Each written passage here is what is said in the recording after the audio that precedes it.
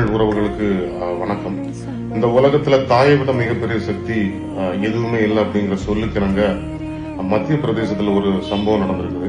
அதுதான் நேற்று ஃபுல்லா இணையதளத்துல வைரலாக அந்த குடும்ப அந்த படம் தான் போயிட்டு இருந்தது. ஒரு தாய் ஒரு குழந்தையை நெஞ்சோட கட்டி அணைத்த மாதிரி ஒரு பதிவு.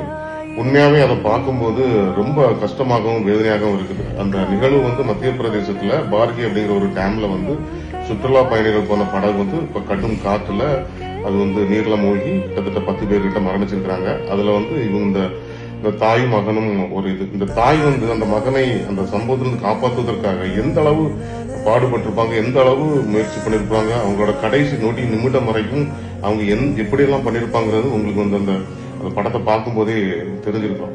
உண்மையாவே ஒரு ஒரு ஒரு குழந்தைக்கு தாயின் கருவறையை விட தாண்டி அதுக்கு அடுத்தான பாதுகாப்பு தாயின் மடிதான். அப்படி அந்த தாயின் மடியிலிருந்து அந்த மகன் இறந்திருக்கிறான் அப்படின்னா அந்த தாய் எவ்வளவு வலியுடன் எவ்வளவு வேதனையுடன் அந்த மகனை எப்படியாவது காப்பாற்றி விட வேண்டும் என்ற ஒரு எண்ணத்தில் எவ்வளவு துடிதுடித்திருப்பார்கள், பாதுகாத்திருப்பாங்க அப்படிங்கிறது தெரியும்.